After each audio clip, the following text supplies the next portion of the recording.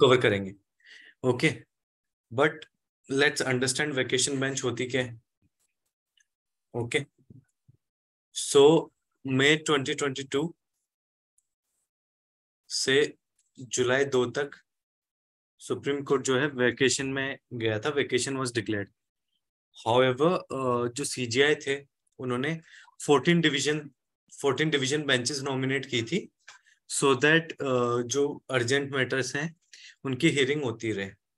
तो ये जो बेंचेस नॉमिनेट होती हैं फॉर द वेकेशन पीरियड, इनको हम वेकेशन बेंच बोलते हैं। Okay, now let's look at the first case first important case of 2023 pronounced by the vacation bench. Okay, so case का title है Station Superintendent and Another versus Surendra Bhola.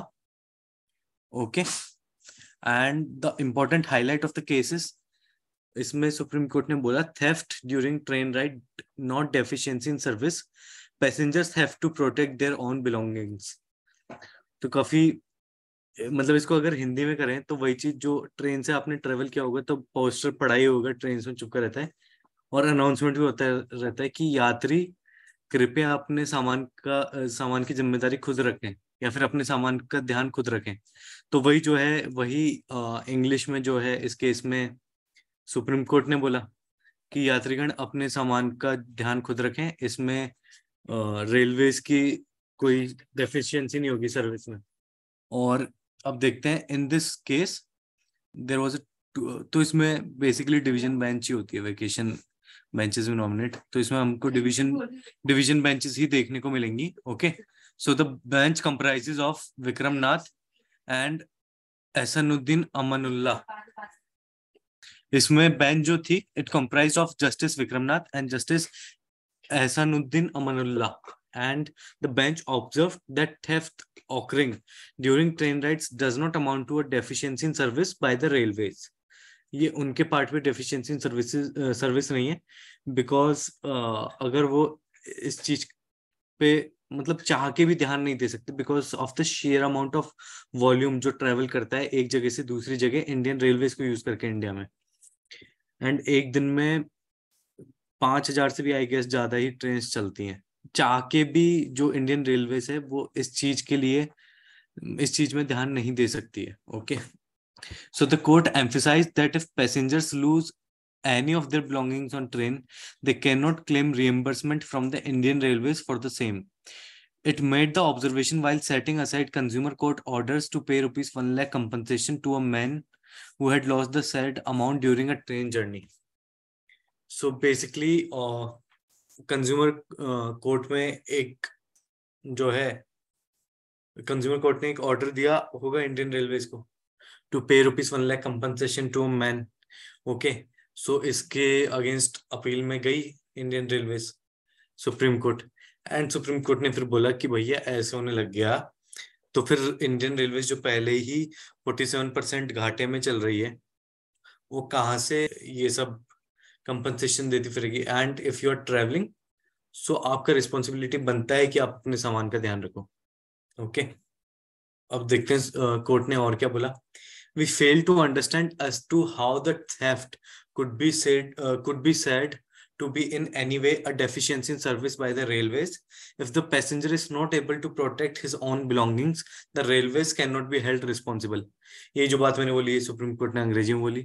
In this case, a district consumer forum had earlier awarded compensation to the claimant after the cash he had kept in a belt tied around his waist got stolen. Wow!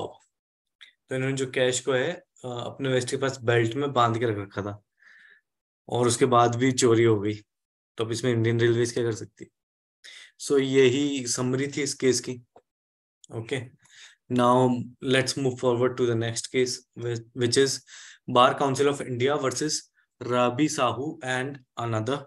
Okay, in this case a bench of justices Vikram Nath and PV Sanjay Kumar held that the Bar Council of India is vested with powers to prescribe qualifications and requirements for an advocate seeking enrollment with state bar councils. Okay, highlight ये था case का कि Supreme Court upholds BCI rule mandating law degree from recognized institute for enrollment as advocate.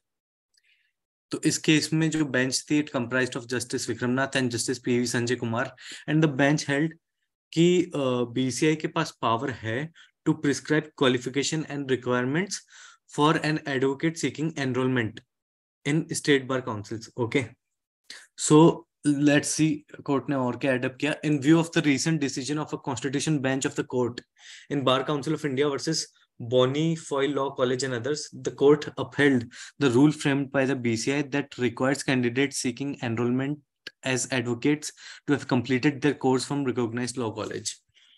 So BCI ने rule बना रखा है कि उन्हीं लोगों को एनरोलमेंट मिलेगा जो बीसीआई से रिकॉग्नाइज्ड लॉ कॉलेजेस से अपना लॉ का डिग्री एक्वायर करेंगे या फिर अपना लॉ का डिग्री लेंगे.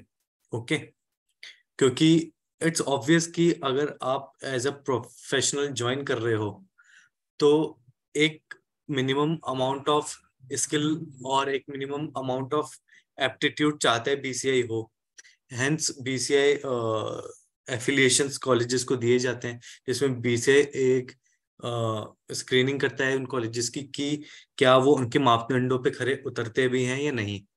ओके, और इसमें ये हमें ध्यान रखना है कि candidates seeking enrollment as advocates have to complete their course from recognized law colleges. कहाँ से recognized? बीसीसीआई से recognized. ओके, एंड इसमें कोर्ट ने कौन से रिसेंट डिसीजन को ध्यान में रखा था?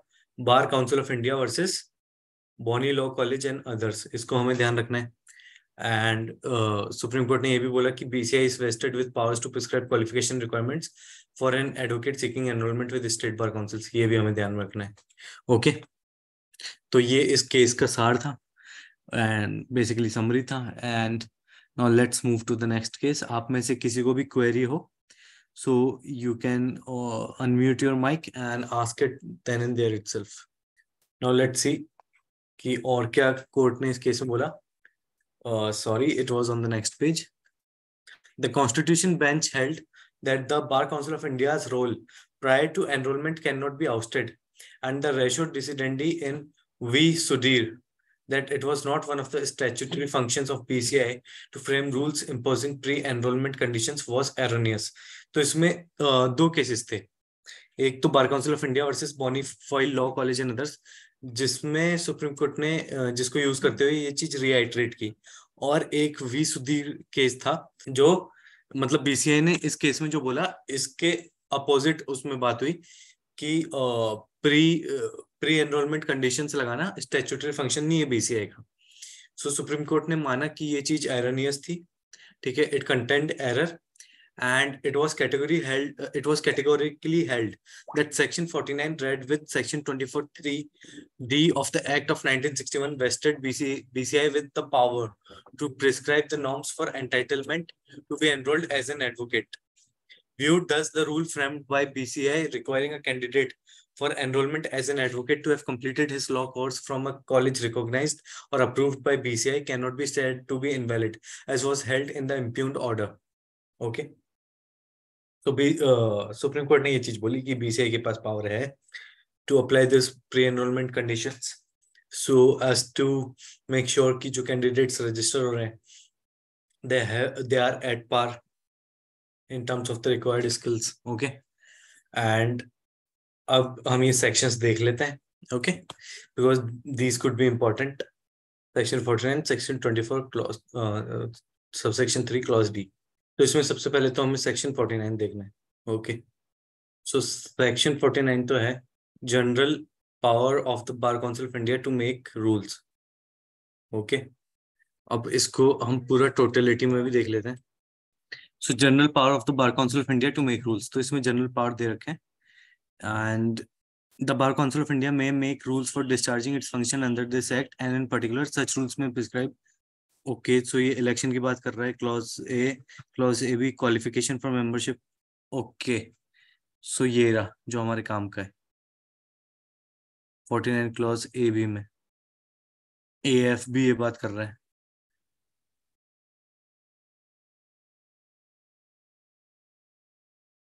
ये ज्यादा एप्ट तरीके से बात कर रहा है. AF clause AF, the minimum qualifications required for admission to a course of degree in law in any recognized university.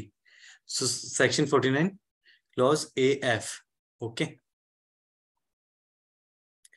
और ये हम देख लेते हैं. It was substituted bye act 60 of 1973. सो ये हमारा, हमने सेक्शन 49 का देख लिया कि पहला इसका टाइटल है general power of the Bar council of India to make rules. और इसमें दो चीजें जो, पहला ए भी बोलते हैं qualification for membership of bar council and disqualification for such membership, इस पे रूल्स बना सकती है. Plus it can also make rules on minimum qualifications required for admission to a course of degree in law in any recognised university. Okay, so ये हमने देख लिया. दूसरा उसमें सुप्रीम कोर्ट ने बात की थी section 24 clause 3, sorry section 24 subsection 3 clause 3. Okay, उसको भी हम देख लेते हैं. तो ये है हमारा section 24 3 clause D, that bar council is entitled to be enrolled as an advocate under any rule made by the an individual is entitled to be enrolled as an advocate under any rule made by the Bar Council of India in this behalf, and he or she may be admitted as an advocate on a state roll if he makes an application for such enrollment in accordance with the provisions of this act and fulfills the conditions specified in clause A, B, E and F of subsection 1. Okay, so इसमें सीधा सीधा बात तो रखिए कि जो भी rule bar council of India बनाता है इन दिस बिहाफ, उसको अगर फुलफिल करता है तो खुद को एनरोल करवा सकता है. And bar council of India ने बोला था कि एक रिकॉग्नाइज्ड जो कॉलेज है हमसे रिकॉग्नाइज्ड, उससे आपका लॉ डिग्री होना चाहिए. एंड सेक्शन 24 का टाइटल है persons who may be admitted as advocates on a state roll. Okay, now अब हमारा ये केस कंप्लीट हो गया है. Now let's move to the next case, जिसमें सीधे सीधे कंपटीशन एक्ट वैसे तो हमारे कोर्स में नहीं है, बट क्या पता, यू नेवर नो कि कॉन्स्टिट्यूशनल एस्पेक्ट से आ जाए, फिर जनरल प्रिंसिपल ऑफ लॉ के एस्पेक्ट से आ जाए. तो इसमें सीधा सीधा सुप्रीम कोर्ट ने सीधी सिंपल बात बोली कि कंपटीशन एक्ट 2002 है, it is applicable on coal India. The case का टाइटल है coal India limited and another versus competition commission of India and another. Okay, इस केस में 3 जज डिवीजन बेंच थी, justice K M. Joseph, justice B V. Nagarathna and Ahsanuddin Amanullah. And they ruled that Competition Act 2002 applies to public sector company which is Coal India Limited in this case. So देखते हैं court ने क्या plea reject की कोल India की, या फिर क्या कंटेंशन रिजेक्ट किया. So the court rejected Coal India's contention that the Competition Act does not apply to them because of Coal Mines Nationalization Act. ठीक है, तो इन्होंने क्या बोला कोल इंडिया ने, तो ये हमें ध्यान रखना है कि इस एक्ट का हवाला देते हुए, कोल माइंस नेशनलाइजेशन एक्ट का हवाला देते हुए, इन्होंने बोला कि हम पे कंपटीशन एक्ट अप्लाई नहीं होगा क्योंकि इस एक्ट के चलते जो कोल माइंस थी वो नेशनलाइज करती गई थी and now it is not in purview of the private players. Okay, ये जो है इन्होंने अपना कंटेंशन रखा, बट इसको कोर्ट ने रिजेक्ट कर दिया. और रिजेक्ट करते हुए क्या बोला, that section 54 of the Competition Act gives power to the central government to exempt from the application of the act or any provision and for any period which is specified in the notification. तो supreme court ने पहली चीज बोली कि अगर आपने इतना दिमाग लगाया तो थोड़ा और लगा लेते, थोड़ा ध्यान से ही देख लेते कि सेक्शन 54 जो है कंपटीशन एक्ट का, it gives power to central government to exempt from the application of the act or any provision or any period which is specified in the notification. Okay, the ground for exemption can be security of the state or even public interest. It is not as if the appellants, if there was a genuine case made out for being taken outside the purview of this act in public interest, the government would be powerless. We say no more. Okay, so supreme court ने यही बोला कि जो central government है, अगर आपको exemption मिल जाता है, ठीक है, तो जो गवर्नमेंट है इट विल बी पावरलेस और वो आपको कंट्रोल ही नहीं कर पाएगी. You are state company, you are a public company, but आप पे जो है पब्लिक के रिप्रेजेंटेटिव्स का कंट्रोल ही नहीं रहेगा. So we don't find any reason which exempts you from the application of Competition Act 2002. And the Supreme Court underscored that the economy has changed since independence and the same cannot be perceived in isolation. और उन्होंने ये भी बोला कि आप ये तो देखिए कि एक्ट कब का है, और जो हमारी इकोनॉमी है वो ग्लोबलाइज हो गई है, ठीक है। अपन ने 1991 में देखा था ना, ग्लोबलाइजेशन, प्राइवेटाइजेशन एंड इंडस्ट्रियलाइजेशन, तो वो सब हो चुका है। अब ये पुराना वाला जमाना नहीं रहा जिसमें नेशनल कंपनीज जो हैं उनका राज चलता था हर सेक्टर पे। और उन्होंने इसके साथ बोला, no nation can remain unaffected by the changes in the state of the world economy. Policies which are suitable at a given point of time are not cast in stone. Basically Supreme court ने काफी अच्छे sophisticated words में बोला, but वो ये कहना चाहते थे कि एक बार जो पॉलिसीज बन गई ना पुराने जमाने में, वो पत्थर की लकीर नहीं हो गई। वो पत्थर की लकीर इसलिए नहीं हो गई क्योंकि उस टाइम पे इकोनॉमिक कंडीशंस कुछ और थी, उस टाइम पे इकोनॉमिक पॉलिसी कुछ और फॉलो की जा रही थी अपने नेशन में। आपका जो वर्ल्ड इकोनॉमिक का स्थिति है वो कुछ और है, तो हमें उस हिसाब से अडेप्ट करना पड़ेगा। अगर हम अडेप्ट नहीं करेंगे तो हमारी इकोनॉमी जैसे 91 में कोलैप्स होने को आ गई थी। हमारे फॉरेक्स रिजर्व्स 8 बिलियन से भी कम रह गए थे, केवल 8 बिलियन नहीं, सॉरी 8 दिनों का जो 8 दिनों तक काम चलाने लायक ही फॉरेक्स रिजर्व्स थे, ठीक है, 1991 में, जब हमें ये एक मेजर स्टेप लेना पड़ा टू रिवाइटलाइज आवर इकोनॉमी। तो वो वाली हालत नहीं चाहिए। तो सुप्रीम कोर्ट ने बोला कि अब हम ये जो है ये पुराने जमाने के जो लॉज हैं अब ये एप्लीकेबल नहीं होंगे उस सेंस में। कंपटीशन एक्ट 2002 किसी रीजन की वजह से आया एंड वो आप पे एप्लीकेबल होगा। So each generation of people have the right as also the duty to revisit economic policies which found favor with the past. Okay, so supreme court ने बोला कि हर जनरेशन जो है उनका एक राइट है और एक ड्यूटी भी है कि वो इकोनॉमिक पॉलिसीज को नए तौर तरीके से रिविजिट करें एंड और ये भी देखें कि वो पास्ट में फेवरेबल थी बट अब नहीं हो सकती हैं। The present can not put posterity in change equally, the past can not hold the present hostage. काफी इंपॉर्टेंट लाइन बोली है कि जो पास्ट है वो वर्तमान को बंदी बना के नहीं रख सकता है। अगर आप भूतकाल के हिसाब से अपने पॉलिसीज को फॉलो करते जाएंगे और भूतकाल की स्थिति के हिसाब से वर्तमान में काम करेंगे तो आपका आने वाला भविष्य भी अंधेरे में रह जाएगा।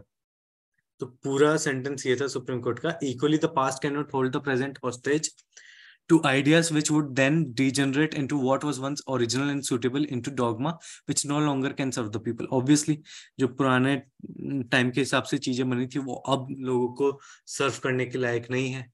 They don't pass the veracity of time. तो अब हम अगला केस देखते हैं। Okay, so our next case is Ghanshyam versus Yogendra Rathi and the main highlight of this case is possessory right of prospective purchaser protected under section 53A of Transfer of Property Act even though agreement to sell does not confer title. Okay, so property law भी हमारे course में उस हिसाब से ही काफी important हो जाता है। सो इसमें मेन हाईलाइट ये था कि सुप्रीम कोर्ट ने बोला कि जो पोजेसरी राइट है ऑफ द प्रोस्पेक्टिव परचेसर, ठीक है, जो परचेज करने वाला है या फिर कुछ प्रोसेस में है, it is protected section 53A of TPA even though agreement to sale does not confer title. मतलब केवल एग्रीमेंट हो जाना आपको टाइटल कन्फर नहीं करता, स्टिल पोजेसरी राइट जो है प्रोस्पेक्टिव परचेसर को वो दिया गया है अंडर सेक्शन 53A। इसको रिकॉग्नाइज किया सुप्रीम कोर्ट ने। सो सुप्रीम कोर्ट का अगर रिकॉग्निशन मिल गया है तो एक तरीके से एक बहुत ही स्ट्रॉन्ग प्रेसिडेंट सेट हो गया आने वाले केसेस के लिए फॉर द लोअर कोर्ट्स। सो इसमें जो है अगेन डिवीजन बेंच तो वैकेशन बेंचेस में रहती है, तो इसमें 2 जज डिवीजन बेंच है जिसमें it comprises of justice Dipankar Datta and justice Pankaj Mittal and the bench held that even though an agreement to sell does not transfer proprietary rights in an immovable property, ठीक है, तो पहला पार्ट तो हमें ये नोट करना है कि एग्रीमेंट टू सेल जो है वो प्रोप्राइटरी राइट्स और प्रॉपर्टी की जो एकदम फुल राइट्स है उसको ट्रांसफर नहीं करता है agreement to sale. When the prospective purchaser performs his part of the contract and receives possession of the property, then she is said to have acquired possessory title, and the same is protected under section 53A of the TPA 1882. However, जब prospective purchaser जो है वो अपना जो part है contract का उसको पूरा कर देता है, मतलब बेसिकली पैसा दे देता है एंड पोजीशन उसको मिल जाता है, तब ये मान लिया जाता है कि he has acquired the possessory title, not the full title to the property, but possessory title तो अब मिल गया है। और ये जो सेम है ये प्रोटेक्टेड है under section 53A of TPA 1882। तो इसमें समझा आपने, इसमें सुप्रीम कोर्ट पहले तो एक बाइफर्केशन कर रहा है कि the full title to property is different and possessory title is different. तो सुप्रीम कोर्ट ने बोला कि जो एग्रीमेंट टू सेल जो है वो ये फुल टाइटल तो नहीं देता प्रॉपर्टी पे, हाउएवर जो प्रोस्पेक्टिव परचेजर है उसने कॉन्ट्रैक्ट में अपना पार्ट पूरा कर दिया है, बेसिकली कुछ पैसा ही तय हुआ होगा उसकी तरफ से देना, तो उसने पैसा वैसा तो दे दिया है, रजिस्टर वगैरह भी नहीं हुई है एंड वो पैसा वैसा दे दिया है, सब कुछ हो गया, या फिर रजिस्ट्री नहीं हुई है, कुछ भी नहीं हुआ, अभी कॉन्ट्रैक्ट पूरी तरीके से क्लोज नहीं हुआ है, लीगल बाउंडेशन जो है कॉन्ट्रैक्ट की अभी पूरी तरीके से नहीं बनी है, एक पार्शियल मैनर में ही बनी है। तो इस केस में अपना पार्ट परफॉर्म करने पे प्रोस्पेक्टिव परचेजर को पोजीशन अगर मिल गया है तो वो पोजेसरी टाइटल उन्होंने एक्वायर कर लिया है। अब ये जो पोजेसरी टाइटल है it is protected under section 53A of transfer of property act. Okay, अब देखते हैं सुप्रीम कोर्ट ने और क्या बोला। legally an agreement to sell may not be regarded as a transaction of sale or a document transferring the proprietary rights in an immovable property, जो अभी हमने डिस्कस किया कि ये नहीं मिला है अभी। But the prospective purchaser having performed his part of the contract and lawfully in possession acquires possessory title which is liable to be protected in view of section 53A of the Transfer of Property Act 1882. The said possessory rights of the prospective purchaser cannot be invaded by the transferor or any person claiming under him. तो supreme court ने बोला एक बार पोजेसरी title acquire कर लिया तो ये पोजेसरी title जो है इसको ट्रांसफर इन्वेड नहीं कर सकता या फिर any person on behalf of the transfer और अंडर द ट्रांसफर। ओके, तो इसी चीज को क्लैरिफाई कर दिया सुप्रीम कोर्ट ने। अब the bench also noted that an agreement to sell is neither a document of title nor a deed of transfer of property by sale. Therefore, in the instant case, it does not confer any absolute title upon the respondent over the suit property in view of section 54 of the 1882 Act. तो supreme court ने यही बोला कि section 54 जो absolute title को protect करता है वो एप्लीकेबल नहीं होगा, बट सेक्शन 53A जो पोजेसरी टाइटल को प्रोटेक्ट करता है दैट इज एप्लीकेबल। ओके, क्योंकि ये हमने बाइफर्केशन से समझ भी लिया। So that is the summary of the case. Now let's move forward to the next case. So अगला जो केस है इसका टाइटल है Jitendra Nath Mishra versus state of Uttar Pradesh and another.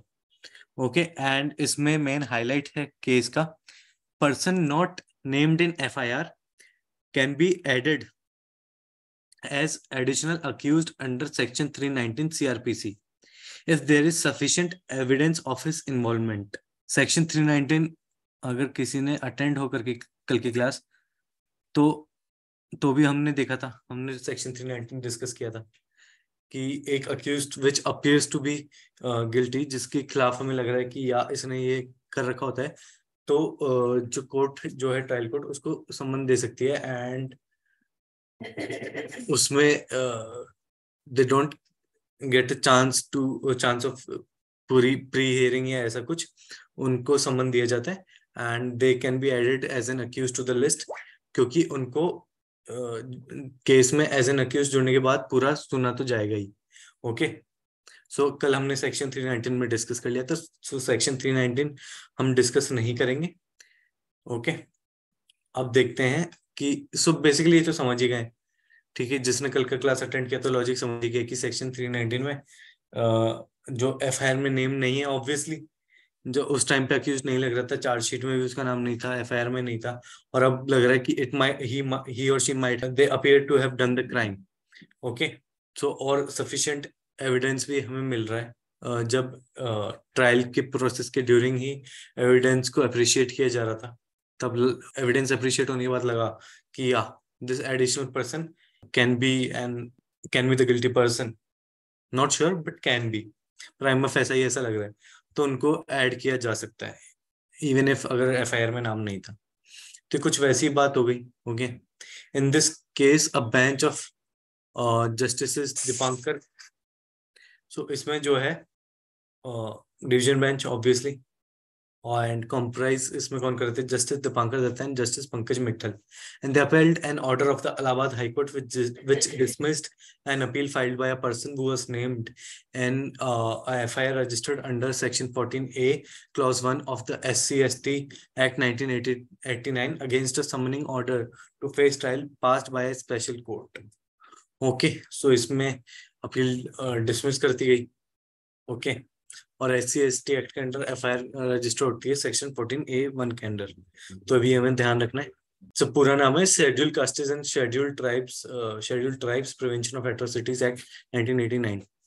So court ने बोला section 319 CRPC which envisages discretionary power empowers the court holding a trial to proceed against any person not shown or mentioned as an accused if it appears from the evidence that such person has committed a crime for which he ought to be tried together with the accused who is facing trial. Such power can be exercised by the court to a person who is not named in the FIR or named in the FIR but not shown as an accused in the charge sheet. Therefore, what is essential for exercise of the power under section 319 CRPC is that the evidence on record must show the involvement of a person in the commission of a crime. Okay, so नया evidence नहीं, जो evidence already record पे है उसको जब appreciate किया जा रहा है तभी ऐसा लगे कि हाँ ये जो नया पर्सन है ही और she could have done the crime, so उनको एडिशनल अक्यूज्ड के लिस्ट में ऐड किया जा सकता है और उनको समन किया जा सकता है under section 319 CRPC. Okay, now let's move to the next case. The case title is A. Srinivasulu versus State represented by Inspector of Police. Okay, and इसमें मेन हाईलाइट है sanction required under section 197 CRPC for act done in excess of public duty. Okay, कि sanction जो है required है section 197 CRPC के under for act done in excess of public duty. Okay, so इस case में bench जो था वो था justice V Rama Subramanian and Justice Pankaj Mittal, and the bench held that sanction for prosecution as per section 197 clause 1 subsection 1 CRPC is required even in cases where the official was acting in excess of his official duties.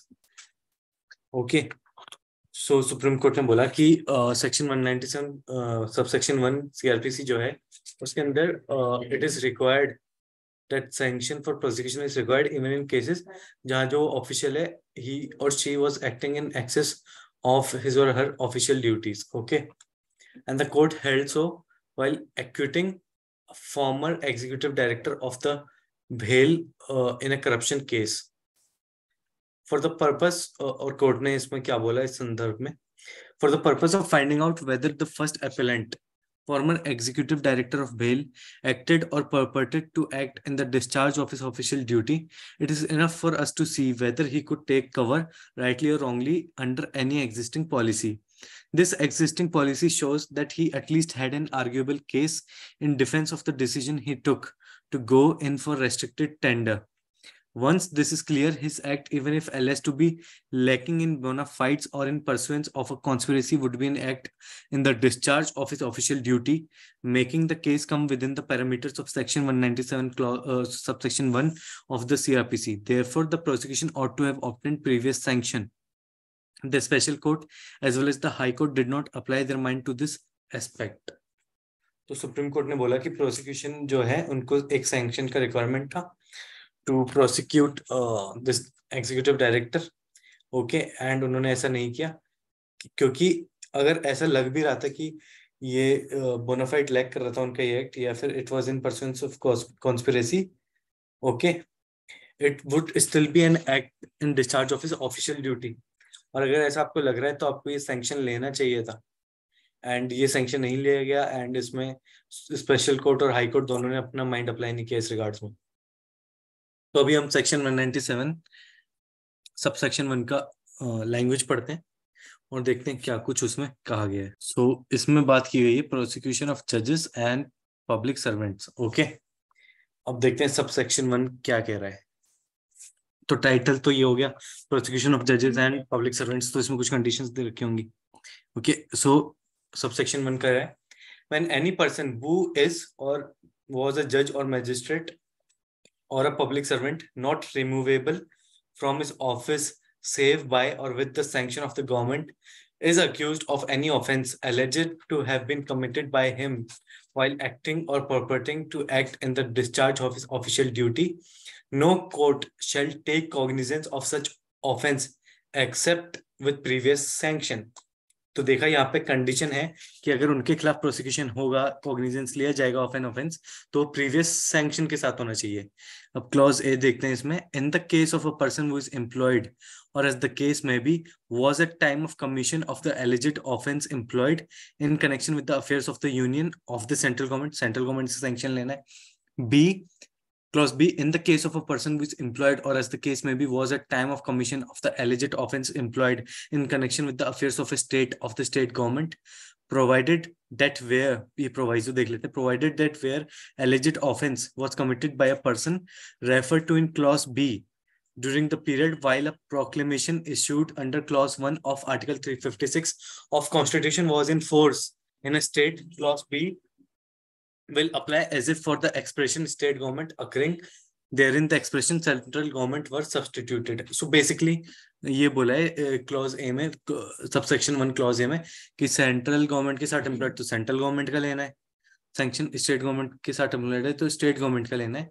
But अगर proclamation है emergency वगैरह का तो फिर उस time पे जो situation है उस हिसाब से लेना है, ओके। सो ये हमारा सेक्शन 197 का हमने लैंग्वेज देख लिया, ओके।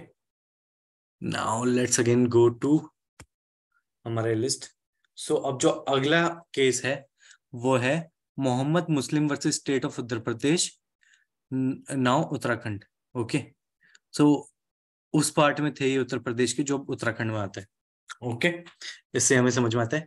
और main highlight of the cases, supreme court acquits father son duo in 27-year-old murder case, okay.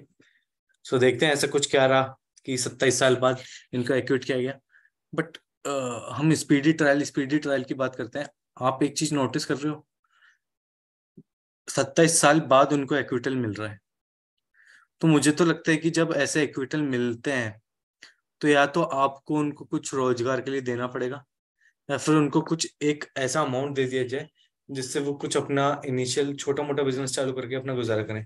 क्योंकि 27 साल अगर कोई जेल में रह लिया, वो भी मर्डर जैसे क्राइम के लिए, और बाद में वो बेगुनाह साबित होते हैं, तो 27 साल ऑलरेडी जेल में गए, उनकी तो जिंदगी एक तरीके से खराब ही हो गई।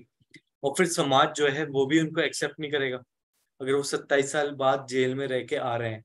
हालांकि वो बाइज्जत बरी हो गए, बट फिर भी समाज तो, एक बार कोई जेल में गया तो समाज के लिए वो व्यक्ति जो है, चाहे औरत हो या आदमी हो, वो खराब हो जाता है उनकी नजरों में। चाहे उन्होंने भले ही कुछ किया ना हो, वो झूठे मामले में फंस गए, बट एक बार जेल गए तो अभी मान लीजिए कि समाज में आपका नाम खराब। और ये तो फिर भी 27 साल जेल में काट के आए, तो अब इनका रोजगार का तो कोई जरिया नहीं है। इनका फैमिली का जो सेविंग्स होगा, सब कुछ होगा, वो कोर्ट में चक्कर लगाते हुए, वो वकीलों की फीस देते हुए उनका निबट गया होगा। तो अब ऐसे केस में कुछ रोजगार का जरिया जो है, ये हमारा जो मशीनरी है, पूरा जो सिस्टम है, इसको कुछ ना कुछ ऐसा इवॉल्व करना पड़ेगा। क्योंकि ऐसे केस अभी काफी हो रहे हैं जिसमें काफी साल बाद इक्विटल मिल रहा है एंड फिर वो सोसाइटी के साथ इंटीग्रेट नहीं हो पा रहे। अब देखिए, कोई 27 साल जेल में गया है तो एक चीज तो है कि रोजगार वगैरह ये सब चीजें भी हैं कि उनका धन संपत्ति भी लुट गया होगा। दूसरी चीज ये है कि 27 साल पहले आप देखिए कि टेक्नोलॉजी क्या थी और 27 साल बाद टेक्नोलॉजी क्या है। तो एक तरीके से उनके लिए तो टाइम ट्रेवल हो गया। ठीक है, वो 27 साल सलाखों के अंदर रहे, तो वो तो पूरा आश्चर्यचकित हो जाएंगे कि अब आगे कि जमाना कितने आगे चला गया है। तो उनके लिए कोप अप करना वैसे ही बहुत डिफिकल्ट हो जाएगा कि उस टाइम पे तो शायद ही बटन वाले फोन होते थे, वो भी आना ही चालू हुए थे। अब स्मार्टफोन्स हैं वगैरह है, टेक्नोलॉजी इतना आगे बढ़ गई है, एआई वगैरह आ गया है, रोबोट्स वगैरह आ गए हैं, तो वो तो वैसे ही फ्लैबरगास्टेड रह जाएंगे। They would be left very surprised and flabbergasted, and they would find it very difficult, and their situation would be abysmal in coping up with the current environment. अब इसमें बेंच जो है, okay, it comprised V. Ramasubramanian and Justice Pankaj Mittal. So the bench acquitted a father-son duo in a murder case registered almost 28 years ago, after finding that the prosecution had miserably failed to prove that they were guilty beyond reasonable doubt. In doing so, the court set aside the decisions of the trial court and the Uttarakhand High Court, convicting the accused appellants under Section 302 of the Indian Penal Code, which is obviously murder. Okay, by the time the court passed its ruling, one of the two accused had passed away, while the other was 79 years old. The appeal had been filed in 2011 after the High Court's 2010 verdict. तो देखा आप लोगों ने कि इन दोनों जो accused थे, जब तक कोर्ट ने रूलिंग पास करी, एक की तो डेथ ही हो गई, उनकी जेल में ही डेथ हो गई, वो बाहर ही नहीं आ पाए, जबकि वो गुनहगार भी साबित नहीं हुए। और दूसरे जो हैं, अब वो 79 ईयर्स ओल्ड हैं, अब वो कितनी जिंदगी रह गई और वो भी उनकी बड़ी परेशानी में गुजरेगी। तो ये है, ये कुछ चीजें हैं, ठीक है। एक्विटल कंपनसेशन स्कीम बेसिकली ऐसा कुछ जो है वो डिवाइस हो सकता है। आप उनसे जब तक जेल में काम करवाइए, आप एक पैरेलल इकोनॉमी सेट कीजिए जिससे एक एक प्रॉपर स्ट्रक्चर बने में। हाँ, कुछ काम वगैरह हम करवाते हैं, बट उनको अपस्किल कीजिए, उनसे आईटी वगैरह ये सब आप काम करवाइए, ठीक है, और उनको एक अच्छा कंपनसेशन दीजिए। और उसमें से जब वो काम कर रहे हैं तो कुछ पैसा जोड़ के इक्विटी, डिबेंचर्स वगैरह इनमें भी आप इन्वेस्ट कीजिए, ताकि जब वो जेल से निकले तो उनको एक इक्विटल कंपनसेशन स्कीम के तहत एक कुछ ऐसा पैसा हो जिससे वो अपने बाकी जो लाइफ है उसका गुजारा एक रिस्पेक्टेबल मैनर में कर सकें, क्योंकि समाज तो उनको वैसे ही दरकिनार कर चुका है। Okay, now let's look at the next case. Okay, Lakshman Prasad at Lakshman versus State of Madhya Pradesh. And the highlight of this case is, in case of circumstantial evidence, chain has to be complete in all respects to indicate guilt of accused. Okay, so while acquitting a man in a 22-year-old, वापस हम देखते हैं 22 साल पुराना murder case, a bench of Justice Vikram Nath and Ahsanuddin Amanullah emphasized that in a case of circumstantial evidence, the chain of evidence has to be complete in all respects and also exclude any other theory. So इसमें बोला कि circumstantial evidence के उस पर के तर्ज पर अगर आप किसी को सजा दे रहे हो, ठीक है, तो उसमें जो चेन ऑफ एविडेंस है वो कंप्लीट होनी चाहिए ऑल रिस्पेक्ट में, उसमें कोई लूप होल नहीं होनी चाहिए, एंड कोई अलग डिस्क्रिपेंसी रिडन थ्योरी नहीं होनी चाहिए, ठीक है। यही थ्योरी होनी चाहिए, जो एक थ्योरी है, डिस्क्रिपेंसी नहीं निकलनी चाहिए basically. So the court added that if there are any missing or unproven links in the chain of circumstantial evidence, the case against the accused would fall apart. तो simple सीधी सी बात की supreme court ने कि इस chain में अगर कुछ भी मिसिंग लिंक है, कुछ भी अनप्रूवन है, कुछ लूपहोल है, तो ये जो एविडेंस, ये जो केस है against accused, that would fall apart. Prosecution का पूरा वो है केस ही है, वो हिल जाएगा। ओके, सुप्रीम कोर्ट ने एग्जैक्टली क्या बोला देखते हैं। The judgement stated that in a case of circumstantial evidence, the chain has to be complete in all respects so as to indicate the guilt of the accused and also exclude any other theory of the crime. The law is well settled on the above point. So Supreme Court ने बोला कि law इसमें well settled है, हम इसको वापस reiterate कर रहे हैं, इसको वापस देखने की जरूरत नहीं है। Now the next case, that the title of this case is Karandeep Singh versus CBI.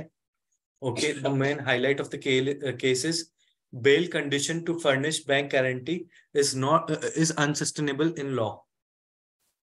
सो इस केस में बेंच जो थी वो थी justice Aniruddha Bose and justice Rajesh Bindal की, and they set aside a bail condition imposed by High Court for furnishing a bank guarantee of worth ₹2 crore. तो 2 करोड़ की bank guarantee जो है वो हाई कोर्ट ने मांगी बेल कंडीशन में। तो सुप्रीम कोर्ट ने तो सीधा सीधा बोल दिया this is unsustainable in law.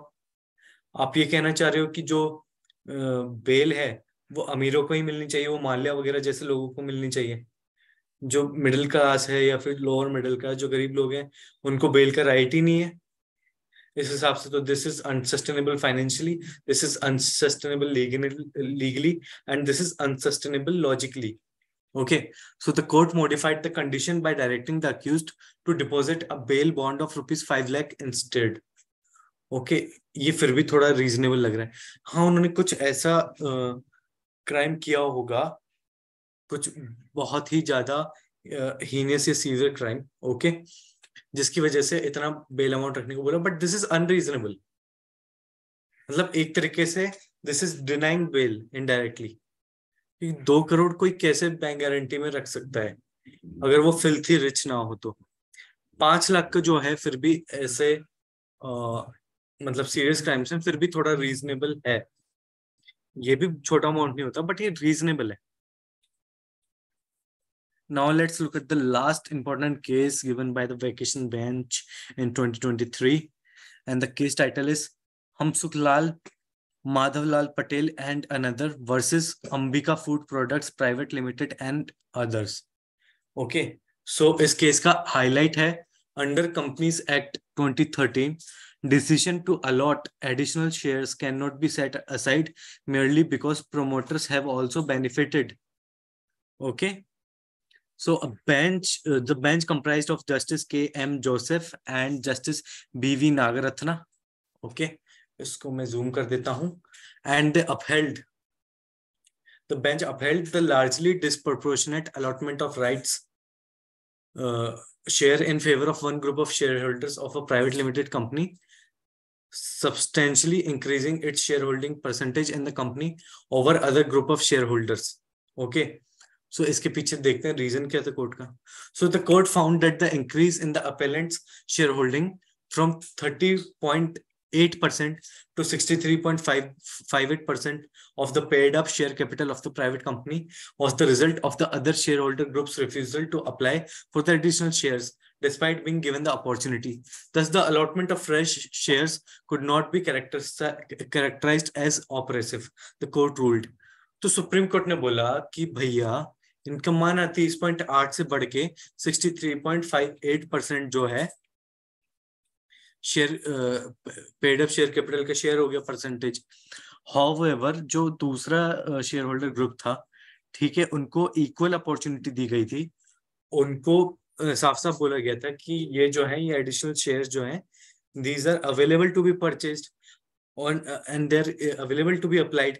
Now if they didn't apply for those shares, so how it is the fault of this particular group which shareholding increased from 30.8% to 63.58%?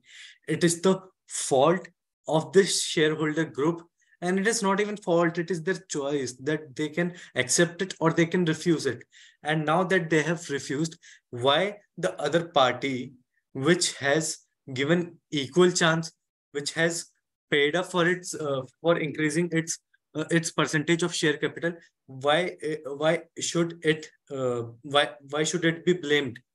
It can't be blamed if they refused to apply for this additional shares. So the allotment of fresh shares could not be characterized as oppressive, as the Supreme Court ruled.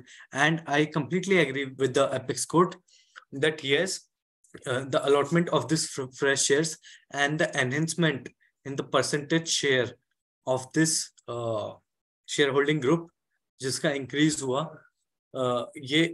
this cannot be oppressive. And if even if इससे promoters को फायदे हुए, even if the promoters have gained and benefited out of it, it is not a valid point to not upheld the increase in the percentage share of the paid up share capitals. Okay. So this was the summary of this case, and with this case we end up the all the important judgments that were pronounced by the vacation bench in June 2023. Okay, so I'm ending the class. Sir हाँ बोलिए। Sir ये last case ना थोड़ा समझ सा नहीं आया, एक बार आप फिर से एक्सप्लेन कर देंगे प्लीज। ओके, सो बताओ इसमें क्या समझ नहीं आया। सर जैसे कि लाइक एप्पलेंट के ऊपर रूलिंग किस चीज की हुई थी कि उसने मतलब शेयर कैपिटल खरीद लिया, वो तो समझ आ गया। तो बट बेसिकली क्या हुआ मैं बताता हूँ, देखो एकदम सिंपल शब्दों में, ठीक है रिशांक। अब देखो क्या हुआ कि ये कुछ नहीं था, ये एक प्राइवेट कंपनी थी। ओके, अब प्राइवेट कंपनी में जो शेयर कैपिटल होता है ना, वैसे जो हम देखते हैं ना, जब इनिशियल पब्लिक ऑफरिंग होती है पब्लिकली लिस्टेड कंपनीज में, बेसिकली जो हम शेयर खरीदते हैं शेयर मार्केट में, तो उसमें तो सब कुछ ओपन होता है ना। आपने ऑब्जर्व किया होगा, जैसे जोमेटो का शेयर आया, पेटीएम का शेयर आया, है ना। यस सर, आईपीओ निकलता है उनका तो। हाँ, तो उनको हम खरीद सकते हैं। एक तो इनिशियल पब्लिक ऑफरिंग में हमें अलॉट होते हैं, फिर उसको हम सेकेंडरी मार्केट में भी खरीद सकते हैं जिन्होंने इनिशियली खरीदा उनसे। ओके, या सो अब प्राइवेट कंपनी में क्या होता है कि ये जो शेयर होते हैं ये अवेलेबल किए जाते हैं, उनको बोला जाता है जो प्राइवेट स्टेक होल्डर्स हैं कि हम एडिशनल शेयर्स जो हैं वो निकाल रहे हैं। जो शेयर होल्डिंग ग्रुप है जितने भी हैं, ये शेयर होल्डिंग ग्रुप इफ को इंडिविजुअल, उनको ये नोटिफाई किया जाता है कि ऐसे ऐसे एडिशनल शेयर्स निकले, you can apply and you can also refuse to apply. Okay, there is no obligation. So अब ये पर्टिकुलर ग्रुप था बेसिकली जो एपेलेंट थे, ठीक है। इन्होंने 30.8%, फिर इन्होंने ये जो एडिशनल शेयर निकले थे, ठीक है। अब ये जो दूसरा ग्रुप था इसने अप्लाई नहीं किया, अब इन्होंने अप्लाई कर लिया, इनका बढ़ गया 63.58% हो गया। तो अब इन लोगों की क्या जल गई कि हमने तो क्या कहते हैं अप्लाई किया नहीं, अब तो इनका जो है शेयर कैपिटल भी बढ़ गया, इनका एक तरीके से ओहदा बढ़ गया कंपनी में। तो अब सुप्रीम कोर्ट ने कहा कि भैया जब तुम्हें चांस मिला था, ठीक है, तो इन्होंने बेसिकली कोर्ट में घसीट दिया कि ऐसे ऐसे ऑपरेसिव है, ये है वो है, तो ये जो एडिशनल शेयर्स निकले हैं, इनका जो अलॉटमेंट हुआ है ये रिग्ड है, मतलब बेसिकली एलिगेशंस लगा दिए। तो सुप्रीम कोर्ट ने बोला कुछ रिग्ड विग्ड नहीं है, इसमें दोनों को इक्वली चांस दिया गया था, मतलब जितने भी शेयर होल्डिंग ग्रुप्स हैं उनको इक्वली चांस दिया गया था, एंड इन्होंने अवेल कर लिया। आपको भी चांस मिला था, आपने रिफ्यूज कर दिया, तो अब इसमें आप फिर रो क्यों रहे हो, ठीक है। तो सुप्रीम कोर्ट ने बोला कि जो एडिशनल शेयर्स जो निकले हैं वो सिंपली इस एपेलेंट्स ने अगर खरीद लिए और अपना जो परसेंटेज जो है परसेंटेज शेयर जो है पेड अप शेयर कैपिटल का वो बढ़ा लिया है, तो ये ऑपरेसिव नहीं माना जा सकता। हाँ, उनका ओहदा बढ़ गया, उनका इन्फ्लुएंस बढ़ गया, but this is not oppressive, everyone had a chance. And उससे एंड अगर ये खरीदने से प्रोमोटर्स जो होते हैं कंपनी के, बेसिकली जो कंपनी को प्रमोट करते हैं, जैसे मुकेश भाई Ambani, okay, he is the promoter of एक तरीके से जियो, रिलायंस के और भी जितनी कंपनीज हैं वो प्रमोटर है उन सब में। तो अगर प्रमोटर का फायदा हो रहा है इस चीज से, तो भी केवल इस पॉइंट पे और इस पॉइंट पे कि उनका अब जो है इन्फ्लुएंस बढ़ रहा है, तो इससे ये नहीं कहा जा सकता कि ये जो इंक्रीज है पेड अप शेयर कैपिटल के परसेंटेज में ये ऑपरेसिव है, क्योंकि आपको इक्वल चांस मिला था। तो बेसिकली उन्होंने ये जलन में आके या फिर मतलब होता है ना आपस में एनमिटी बन जाती है, उस चक्कर में ये केस फाइल कर दिया था, तो सुप्रीम कोर्ट ने खारिज कर दिया उनकी दलील को। So now is it clear? Yes sir. Sir तो majorly they were asking for the fresh allotment of shares. या they were asking for fresh allotment of shares, and fresh allotment already हुआ था। उन्होंने बोला कि ये रिग्ड है, ये हम नहीं मानते, इसमें घपला हुआ है। सुप्रीम कोर्ट ने बोला कोई घपला वपला नहीं हुआ, आपको आपको चांस मिला था, आपने रिफ्यूज कर दिया, अब इसमें आप ये नहीं बोल सकते कि ये रिग्ड है।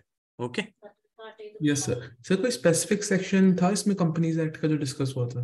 नहीं, इसमें कंपनीज एक्ट का कोई स्पेसिफिक सेक्शन डिस्कस नहीं हुआ था। हालांकि देर आर स्पेसिफिक सेक्शंस जो आप चाहो तो वो कंपनी आकांक्षा मैम ने कंपनी लॉ का कर रखा है, तो उसमें नोट्स में आपको जरूर से ये मिल जाएगा। Okay Rishank, yes sir. बाकी सुप्रीम कोर्ट ने कोई पर्टिकुलर सेक्शन डिस्कस नहीं किया।